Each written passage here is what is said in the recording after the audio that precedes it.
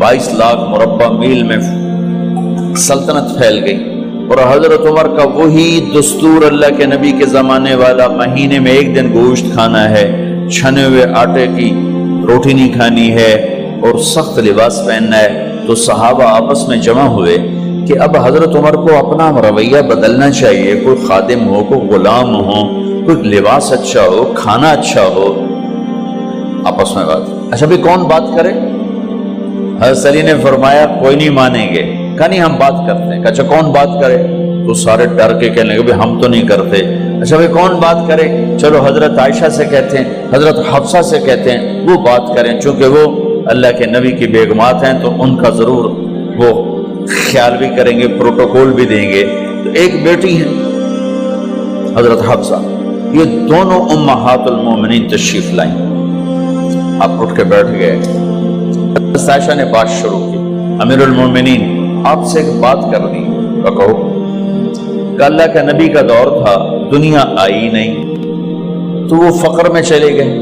फिर मेरे बाप का दौर आया तो दुनिया कोई नहीं आई थी, वो भी फक्र में चले गए। अब अल्लाह ने आपका दौर हमें दिखाया है, मुल्क फतह हो गए, सोने चांदी के ढेर लग गए और आप उसी फकीरी पर हैं। हम दोनों ये अर्ज करने आई हैं कि आप अपना तर्ज जिंदगी बदल लें। तो एकदम चेहरे का रंग बदला। फरमाया किसने भेजा है तुम दोनों को मेरे पास?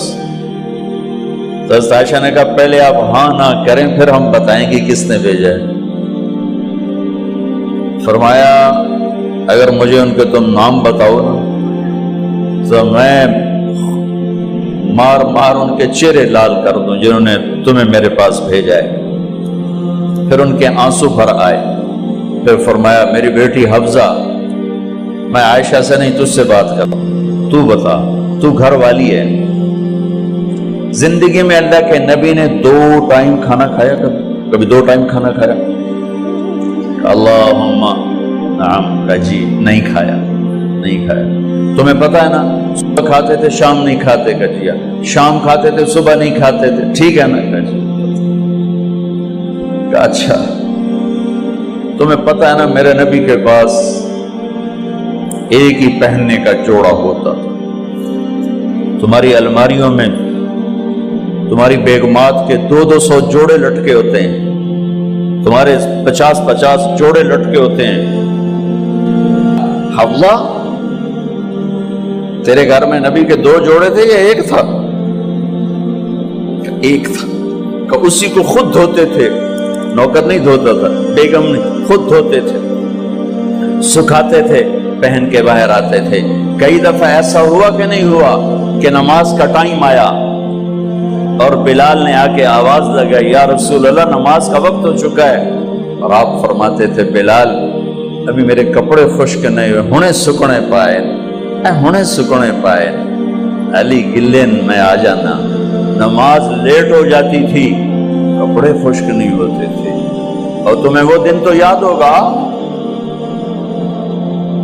कि एक दफा जोड़ा भी नहीं था, एक चादर ही थी, उसी को गले में और बदन पे लपेट के नमाज पढ़ाई थी। और तुम्हें वो भी याद होगा कि एक दफा चादर भी नहीं थी तो एक अंसारी औरत से कपड़े उधार मांग के जाके नमाज पढ़ाई थी। तुझे याद है हफ्सा, मेरे नबी ने कभी टेक लगा के खाना खाया? तो याद है? कभी टेक लगा के खाना खाया? हमेशा ऐसे झुक के खाना खाया कि मैं गुलाम हूं, गुलामों की तरह खाऊंगा। एक दफा तूने छोटे से उस पर टेबल पे रख दिया था और कहा या रसूलल्लाह आप जरा आराम से खा लें, तो आपने खाना उठा के जमीन पे रख के कहा था हफ्सा मैं गुलाम हूं, मैं गुलामों की तरह खाना खाऊंगा। तुझे वो भी याद होगा तेरे घर में मेरे नबी का बिस्तर क्या था बता?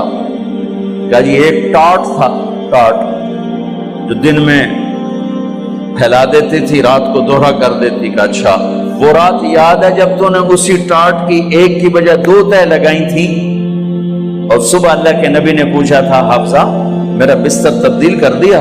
का नहीं या रसूल अल्लाह वही है,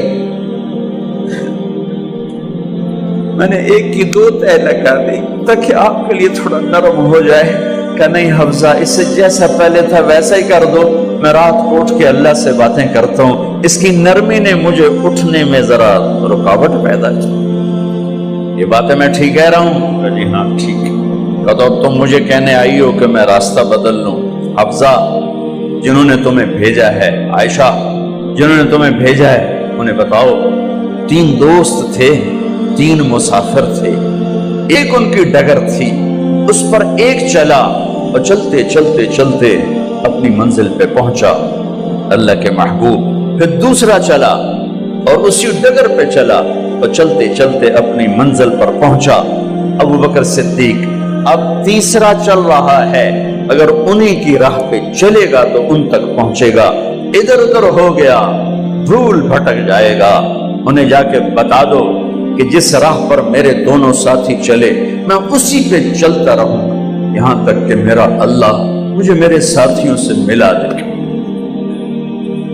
اللہ نے کیسے ملایا؟ نماز میں خنجر لگا، نماز فجر کی نماز پڑھا تھا. اب ایک دم گرے، وہ چھپا ہوا تھا ابو لولو مجوسی، اس نے 7 وار کیے خنجر کے پیٹ میں، تو اب گرے. تو پہلی صف والوں کو تو پتہ تھا، پیچھے نہیں. تو عبد الرحمن بن عوف لپک کے آگے مصلی پہ کھڑے ہو کے نماز شروع کر دی، اور چند آدمی اس کو پکڑنے کے لیے بھاگے. پھر اس نے آگے جا کے اپنے آپ کو خنجر مار کے اس نے خودکشی کر لی. اٹھا کر مکان پر لے گئے، دودھ پلایا گیا تو وہ آنتوں سے باہر نکل گیا.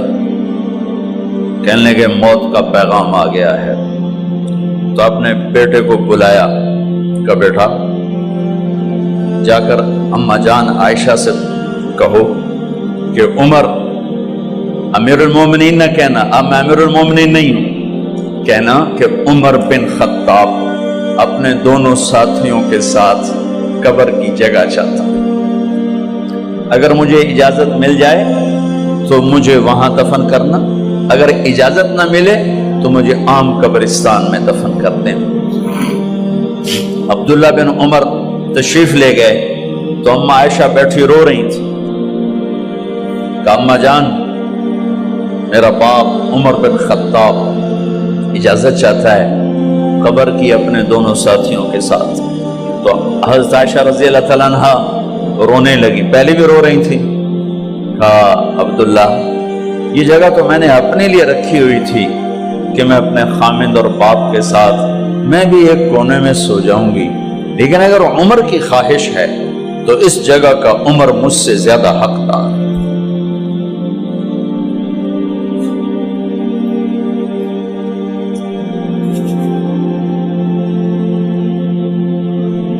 بیٹے نے آ کر کہا ابا جان مبارک ہو، اجازت ہو گئی. کہا بیٹا ہو گئی، لیکن جب میری میت اٹھاؤ تو دروازے پر جا کر رکھنا اور ایک دفعہ دوبارہ پوچھنا. ہو سکتا ہے میرے شرم میں اجازت دی ہو اور میرے مرنے کے بعد انکار فرما دیں، تو ایک دفعہ دوبارہ پوچھنا، اس وقت پہ اجازت ملے تو پھر لے جانا ورنہ واپس لے جانا. حضرت علی اور حضرت حسن تشریف لائے جس دن انتقال ہو رہا ہے. تو گھبراہٹ دیکھی. علی نے فرمایا عمر موت سے ڈر گئے ہو؟ کہ نہیں موت سے نہیں ڈرا، موت کے بعد کیا ہوگا اس سے ڈر گیا. یہ کون کہہ رہا ہے؟ میرے بعد کوئی نبی ہوتا تو عمر ہوتا، یہ وہ کہہ رہا ہے. یہ کون کہہ رہا ہے؟ آپ نے کہا آج رات میں جنت میں گیا تھا، میں نے ایک بڑا خوبصورت محل دیکھا، سونے چاندی زمرد یاقوت موتیوں کا. میں نے کہا یہ کس کا ہے؟ تو مجھے کہا گیا یہ آپ کے غلام عمر بن خطاب کا ہے. کون کہہ رہے ہیں موت کے بعد جو ہوگا اس سے ڈر رہا ہوں؟ کہ آپ مسجد میں انٹر ہوئے، مسجد میں ایسے لوگ تھے، ادھر ابو بکر تھے اور ادھر عمر تھے. ہاتھ دیو. آپ نے یوں ہاتھ پکڑ لیے، دونوں کے ایسے ہاتھ پکڑ لیے، ادھر ابو بکر ادھر عمر. کہ مجھے دیکھ رہے ہو؟ کہ جی. کہ قیامت کے دن میں ایسے اٹھوں گا کہ میرے ادھر ابو بکر ہوگا اور ادھر میرے عمر ہوگا. یہ عمر کہہ رہے ہیں موت سے نہیں ڈرا ہوں، موت کے بعد کیا ہوگا اس پہ ڈر رہا ہوں۔ تو حضرت علی نے فرمایا کیوں ڈرتے ہو؟ میں گواہی دیتا ہوں، میں نے کئی دفعہ اللہ کے محبوب سے سنا کہ جنت کے بڑی عمر کے، ایک تو نا جنت کے نوجوانوں کے سردار، وہ تو حسن حسین ہیں، میں نے کتنی دفعہ سنا اللہ کے نبی سے کہ جنت میں بڑی عمر کے لوگوں کے سردار ہیں ابو بکر اور عمر۔ تو آپ نے کہا قیامت کے دن گواہی دو گے؟ آپ نے کہا، حضرت علی نے کہا میں بھی گواہی دوں گا، میرا بیٹا حسن بھی گواہی دے گا۔ وہ حضرات تشریف لے گئے تو موت کی آہٹ کو محسوس کیا تو بیٹے کی گود میں سر تھا عبداللہ بن عمر کا، بیٹا یہ زمین پہ لٹا۔ انہوں نے یہاں سے ہٹا کر یہاں سر رکھ دیا۔ وہ حق سنا نہیں کیا کہہ رہا ہوں، زمین پہ ڈال دے۔ ان کا جی نہیں چاہ رہا تھا، کیا کہہ رہا ہوں، زمین پہ ڈالو۔ انہیں آگے کر دے، وہ پیچھے اٹھ، اپنا چہرہ مٹی میں یوں رکھ اور مٹی میں منہ ملنے لگے ایسے، اور کہہ رہا ہے ویل لک یا عمر ان لم یغفر لک عمر ان لم یغفر لک ربک، اے عمر اگر تیرے رب نے آج تجھے معاف نہ کی تو تو ہلاک ہو۔ ویل لک ولأمک ویل لک ولأمک یا عمر ان لم یغفر لک ربک، عمر اگر آج تجھے اللہ نے معاف نہ کی تو تو ہلاک ہو۔ اتنے بڑے مقام والے 1,24,000 میں ایک آدمی ہے مراد، جسے مانگا گیا ایک آدمی، یا اللہ عمر دے دے میرے اسلام کی بلندی کے لیے۔ وہ کہہ رہے ہیں ویل لک یا عمر ان لم یغفر لک رب،